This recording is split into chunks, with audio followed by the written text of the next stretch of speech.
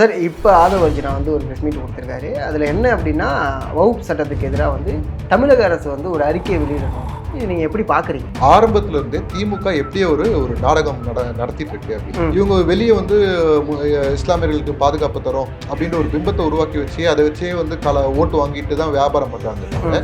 உண்மையிலே அவங்களுக்கு ஃபேவரபிளா செய்யணுன்ற எண்ணம் அவங்களுக்கு கிடையாது. முக்கியமான விஷயம், கவர்மெண்ட் சென்ட்ரல் கவர்மெண்ட் சொல்றாங்க ஒரு 2013 24 வரைக்கும் நிறைய ப்ராப்பர்ட்டிஸ் உள்ள வந்திருக்கு அப்படின்றாங்க. ஆனால் ஆப்போசிட் சைடில் என்ன சொல்கிறாங்க அப்படின்னா, அதெல்லாம் டிஜிட்டலைஸ் பண்ணப்பட்டது, ரெக்கார்டுக்குள்ளே கொண்டு வரப்பட்டது, அதை இவங்க கணக்கில் எடுத்துக்கிறாங்க. அதை மொத்தமாக ஒரே டைமில் உள்ளே வந்ததாக கணக்கு காட்டுறாங்க அப்படின்ட்டு ஒரு ஆப்போசிட்டில் ஒரு வாதம். இன்னொரு பக்கம் board members, state board members ஒரு 11 out of 11 people 7 can be non Muslims அப்படின்றாங்க. அது மெஜாரிட்டி அப்போ நான் முஸ்லிம்ஸ் போயிடுது இல்லையா? ஸோ இந்த பிரச்சனை எங்க எதுக்காக வருது அப்படின்னா இப்போ ஒரு ஊர்ல ஒரு நிலம் இருக்கு, அந்த நிலம் வகுப்புக்கு சொந்தம் அப்படின்ட்டு ஒருத்தங்க இது பண்றாங்க அப்படின்னா, இல்ல அப்படின்ட்டு இன்னொருத்தர் சொல்றாங்க அப்படின்னா, அப்ப அந்த டிஸ்ட்ரிக்ட் கலெக்டர் முடிவு பண்ணலான்றதுதான், அவரே ஒரு ஜட்ஜா செயல்படலான்றதுதான் கணக்கு. இப்போ அதுக்கப்புறம் இப்ப அவர் ஒரு இது கொடுக்குறாரு, இது இல்ல எஸ் எது சொன்னாலுமே சரி, அதுக்கப்புறம் என்ன ப்ரொசீஜர்ன்றதுக்கான விளக்கம் அதுல இல்ல, அந்த சட்டத்துல அதெல்லாம் இல்ல. இந்த மாதிரி பல்வேறு விஷயங்கள் இருக்கு. இதுல முக்கியமான பிரச்சனைகளா எது அட்ரஸ் பண்ணப்படுறாங்க சென்ட்ரல் கவர்மெண்ட்ல இருந்துன்னா, பழைய மானுமெண்ட்ஸ் இது எல்லாமே, ஈவன் ரெட் ஃபோர்ட் கூட வகுப்புது அப்படின்ற மாதிரி ஒரு பாயிண்ட் இருக்கு. குதுப் மினார் எல்லாமே இதெல்லாம் அப்ப முகலாயர் காலத்துல இருந்தது அப்படின்றது எல்லாமே வகுப்போட ப்ராப்பர்ட்டிஸ்ன்ற மாதிரி இவங்களோட கிளைம். அது வழி வழியா வந்தது. கவர்மெண்ட் என்ன சொல்றாங்க, இதெல்லாம் ஆர்கியாலஜிக்கல் சைட்ஸ் அப்படின்னு சொல்லிட்டு அதை தனியா பிரிச்சு எடுக்கிறாங்க.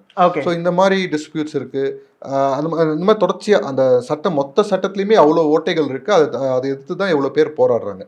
இதுல நம்ம கவனிக்க வேண்டிய விஷயம் என்னன்னா, ஆரம்பத்துல இருந்தே திமுக எப்படியோ ஒரு நாடகம் நடத்திட்டு இருக்கு. அப்படி என்ன நாடகம் நடத்துது? இப்போ டாஸ்மாக்ல ஒரு இடி ரைட் நடந்தது இல்லையா? இப்போ இடி ரைட் நடக்கும்போது என்ன பண்ணாங்க, டாஸ்மாக்ல இருக்கவங்க போயிட்டு ஃபைல் பண்றாங்க கேஸ். இந்த மாதிரி எங்களை பயம்புத்துறாங்க, த்ரெட்டன் பண்றாங்க, ப்ராப்பரா விசாரிக்கல, ஹியூமன் இதுக்கே பிரச்சனை இருக்குது அப்படின்ற மாதிரிலாம் இது பண்ணாங்க. இது கூட யார் போயிட்டு இன்னொரு கேஸ் போட்டது அப்படின்னா, தமிழ்நாடு கவர்மெண்ட் போட்டது. டாஸ்மாக் தனி அமைப்பு, அந்த அமைப்பு போறது ஒரு பக்கம், கூட தமிழ்நாடு கவர்மெண்ட் போடுது. இதுக்கு பெரிய பெரிய வக்கீல்லாம் வச்சு கவர்மெண்டோட செலவுல அந்த வழக்கை வாதாடுறாங்க. ஓகேங்களா? அதுக்கு எவ்வளவு செலவு பண்ணிருப்பாங்க நம்மளால ஒரு கெஸ் பண்ண முடியும். ஓகேங்களா? இப்போ இந்த வகுப்புக்கு வரும், உங்களோட நிலைப்பாடு என்ன, அது வரக்கூடாதுன்னு நிலைப்பாடு. அதுக்காக இங்க சட்டமன்றத்துல ஒரு தீர்மானம், அதாவது அங்க லான்ச் பண்றதுக்கு முன்னாடி இங்க சட்டமன்றத்துல ஒரு தீர்மானம் ஏத்துறீங்க, அதுக்கப்புறம் அங்க போராடுனீங்க, அதெல்லாம் ஃபைன், நான் அதை வரவேற்கிறேன், நான் இல்லைன்னு சொல்லல. இப்ப இல்ல இப்பயுமே அமைச்சர்கள் சட்டமன்றத்துல அதுக்கு எதிராக குரல் கொடுத்துட்டு தானே இருக்காங்க. அதுதான் சொல்றேன், அந்த வெளியே ஒரு வேஷம் நடக்குது இல்லையா? இவங்க பேக் எண்ட்ல உண்மையிலே எங்க போராடணுமோ அங்க போராடலன்றது பாயிண்ட். இவங்களுக்கு நல்லா தெரியும், பார்லிமெண்ட்ல மெஜாரிட்டி இவங்களுக்கு கிடையாது. மெஜாரிட்டி இல்லாதனால்தான் பிஜேபி ரூல் பண்ணிட்டு இருக்கு. இங்க இவங்களுக்கு மெஜாரிட்டி இல்லாதனால பிஜேபி ரூல் பண்ணிட்டு இருக்கு. எப்படி இருந்தாலும் அந்த போர்டுக்கு அந்த இது அவங்களுக்கு ஃபேவரா தான் வரும்ன்றது தெரியும். பட் அங்க பாயிண்ட் எடுத்து வச்சது எல்லாம் ஃபைன். இப்போ கோர்ட்டுக்கு போகுது கேஸ் அப்படின்னா, அப்போ ஒரு 200 பேர் 100 பேர் நூற்றுக்கணக்கான பேர் ஃபைல் பண்றாங்க. நீங்களும் பேருக்கு நாம்கியூஎஸ்க்கு உங்களோட துணை செயலாளர் வச்சோ செயலாளர் வச்சு நீங்க ஒரு கேஸ் ஃபைல் பண்றீங்க. ஏன் அதை ஒரு திமுக கட்சியாவும் போடல, இன்னொரு பக்கம் நீங்க சட்டமன்றத்தில் ஒரு தீர்மானம் ஏற்றிருக்கீங்க இல்லையா, ஒரு பில் பாஸ், அந்த பில்லை நீங்க ரெஃபர் பண்ணி நீங்க ஏன் தமிழ்நாடு கவர்மெண்டா ஒரு கேஸ் போடல? இந்த 2 பாயிண்ட் இருக்குல்ல, இது நம்ம அட்ரஸ் பண்ணணும். நீங்க ஒரு டாஸ்மாக் ஊழல் கேஸுக்கு நீங்க கவர்மெண்டா ரெப்ரசென்ட் பண்ணும்போது ஏன் இந்த விஷயத்துக்கு ரெப்ரசென்ட் பண்ணக்கூடாது அப்படின்னு இருக்கு. இவங்க வெளியே இஸ்லாமியர்களுக்கு பாதுகாப்பு தரும் அப்படின்ற ஒரு பிம்பத்தை உருவாக்கி வச்சு அதை வச்சே ஓட்டு வாங்கிட்டு தான் வியாபாரம் பண்றாங்களே தவிர, உண்மையிலே அவங்களுக்கு ஃபேவரபிளா செய்யணுன்ற எண்ணம் அவங்களுக்கு கிடையாது. நீங்க ஃபார் எக்ஸாம்பிள் பாத்தீங்கன்னா கூட இந்த கோவை குண்டுவெடிப்பு விஷயத்துக்குள்ள இன்னும் கூட ஜெயில இருக்கிறவங்க நிறைய பேர் இருக்காங்க. அவங்களுக்குலாம் விடுதலை பண்றோம் அப்படின்னு சொல்லிட்டு ஜெயிக்கிறதுக்கு முன்னாடி வாக்குறுதி கொடுத்தாங்க. இப்ப 4 வருஷம் ஆச்சு, இப்ப வரைக்கும் யாருமே அந்த விஷயத்துல எங்களுக்கு அதிகாரம் சொல்லிட்டு ஒதுங்கி நிக்கிறாங்க. அது ஒரு வெளிவேஷம். அவங்களோட பாயிண்ட் என்னன்னா, அவங்களுக்கு தொடர்ச்சியா பிரச்சனைகள் இருந்தாதான் இவங்களால அதுல ஓட்டு சம்பாதிக்க முடியுன்றது பாயிண்ட். அதாவது சிறுபான்மையருக்கு நாங்கள் தான் பாதுகாப்பு அப்படின்னு சொல்லிட்டு மட்டுமே இருக்கக்கூடிய அரசா இருக்குங்கிறீங்களா? உண்மை. அதாவது வெளியே சில என்ன சொல்றாங்க, கம்ப சுத்துற வேலை எல்லாம் காட்டுறது. ஆனா உண்மையிலே எங்க போய் பிரச்சனையை சால்வ் பண்ணணுமோ அங்க போய் நிக்கிறது கிடையாது. அதுல முக்கியமா ஒரு விஷயம் சொன்னாங்க, திருமாவளவன் மட்டுமே தலித்துக்கு குரல் கொடுக்கக்கூடிய ஒரு தலைவரா இருக்காரு, மற்றவங்க யாருமே வரமாட்டாங்க, மற்றவங்க அதாவது இது ஆதவ அர்ஜுனா அவர்கள் சொன்னதுதான். இதை நீங்க எப்படி பாக்குறீங்க? இல்லை இது அவர் ரொம்ப வருஷமா அந்த களத்தில் இருந்திருக்காரு ஒன்று. நீங்கள் இந்தியா ஃபுல்லாகவே எடுத்துக்கிட்டாலும் இன்னைக்கு ஏதோ ஒரு வகையில் பிஜேபி வந்து அவங்கள வந்து மிரட்டியோ இல்லைனா அடிப்பணிய வச்சோ இந்த மாதிரி ஏதோ ஒரு சுச்சுவேஷன் பண்ணினே இருக்கு. இதில் விலை போகாத ஒரு ஆள் பார்த்தீங்கன்னா ஐயா திருமாவளவன். இப்போ அவர் வந்து அவரோட ஸ்டாண்ட், அவரோட தாட் ப்ராசஸ் வந்து என்னன்னா வந்து என்னைக்கு ராமதாஸ் வந்து தலித் அல்லாத ஒரு கூட்டமைப்பு அப்படின்னு உருவாக்குனாரோ அப்போ இவர் நிறைய பிளான் போட்டார், நிறைய விஷயங்கள் ஒர்க் அவுட் பண்ணார். 2014 ஒரு மாதிரி இருந்தது, 16 ஒரு மாதிரி இருந்தது.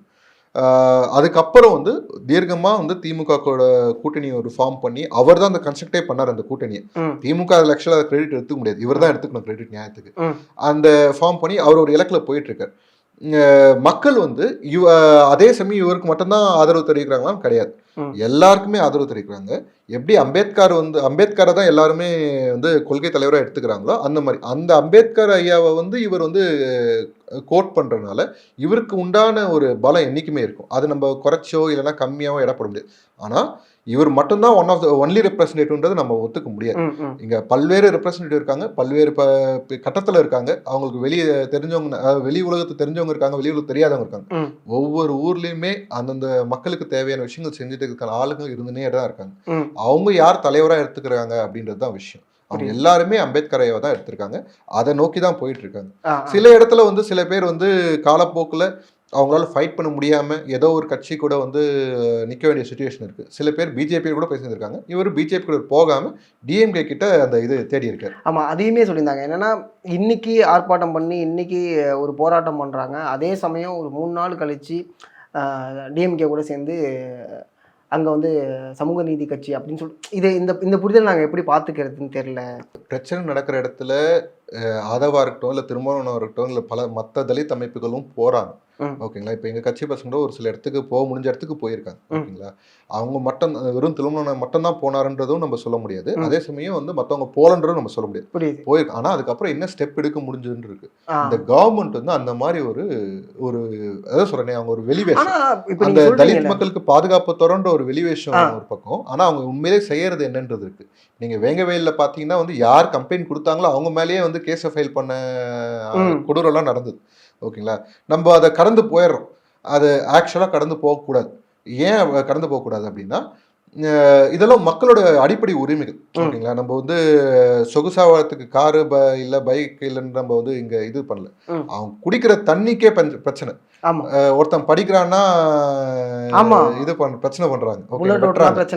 பைக் ஒரு புல்லட் ஓட்டுறான் கையை வெட்டுறாங்க, ஃபுட்பால் விளையாடுறாங்க காலை வெட்டுறாங்க, கபடி விளையாண்டா. அதான் இந்த மாதிரியான விஷயம் நம்ம இதுல நீங்க நல்லா கவனிச்சு பாத்தீங்கன்னா நமக்கு ஃபர்ஸ்ட் இந்த ஹியரிங் வரும்போது, இந்த கேஸுக்கு ஹியரிங் வரும்போது ஒரு 5 வக்கீல் மட்டும் தான் வாதாடணும், பாயிண்ட்ஸ் எடுத்து வைக்கணும்னு சொல்லிட்டு சுப்ரீம் கோர்ட் சொல்றாங்க. அந்த 5 வக்கீல் ஒன் ஆஃப் த வக்கீல் வந்து பாத்தீங்கன்னா வந்து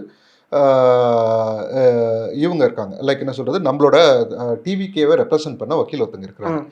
அவங்க வந்து எந்த அளவுக்கு அதை எடுத்துட்டு போய் நிற்கிறாங்கன்னு இருக்கு. இப்போ இதே வந்து டிஎம்கேலேருந்து அதை செஞ்சாங்களா, அந்த முயற்சி பண்ணாங்களான்னு இருக்கு. ஸோ இந்த முயற்சி நம்ம பண்ணோம், ஆனால் இதை வெளியே நம்ம வந்து பெருசாக பப்ளிசைஸ் பண்ணலை. ஒரு விக்ட்ரியும் வந்தது, ஒரு டெம்பரரி ஸ்டேவும் கிடச்சிது. அந்த விக்ட்ரி வந்து இதே டிஎம்கே கிடச்சிருந்தா டிஎம்கே அதை எப்படி கொண்டாடி இருக்கோம், எப்படி அதை பப்ளிசைஸ் பண்ணியிருக்கோம், நம்ம எப்படி பண்ணோன்னு இருக்கு.